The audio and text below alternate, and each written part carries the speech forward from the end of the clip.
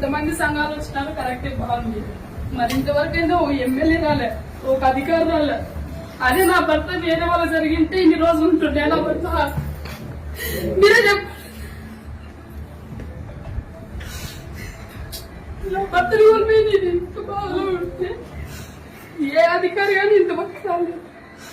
మరి నేను మాట్లాడలేను. నా ఇంటికి రావాల్సిన అధికారంగా ఆయనకి లేదు. రాకూడదు అని వస్తే నా మనశ్శాంతిలో నా భర్తకి మనశ్శాంతి ఉండదు. ఇన్ని రోజులైంది, వారమైంది నా భర్త చనిపోయి. కనీసం అంటే ఒక ఫోన్ చేయాలి, సీఎం పర్యటన ఉందని దానికే వస్తున్నాను ఈ రోజు కూడా.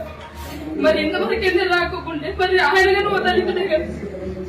మీరే చెప్పండి. మరి నా చెట్టు ఎంత మంచి కోల్పోయి మరి ఈ స్థితిలో ఉన్నాను. మరి మీ సంఘాలు తప్పనిస్తే ఎవరు వస్తున్నారు చెప్పండి.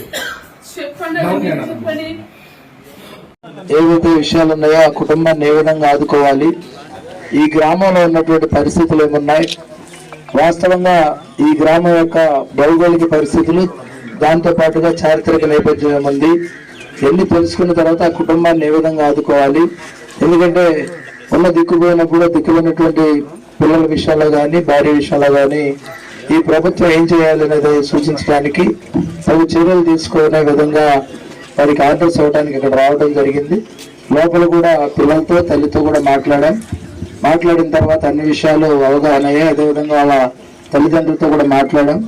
ఇక్కడున్న పరిస్థితులు ఏంటంటే రమేష్ నాకు దాదాపుగా 4-5 సార్లు వ్యక్తిగతంగా నన్ను కలిసినటువంటి పరిస్థితి.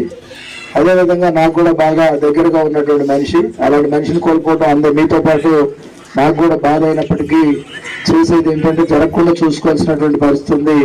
జరిగిన తర్వాత చేసేది ఏమి లేదు కనుక ఆ కుటుంబాన్ని ఏ విధంగా ఆదుకోవాలని దాని మీదే ఈరోజు కమిషన్ సభ్యులైనటువంటి శ్రీధర్ బాబు గారు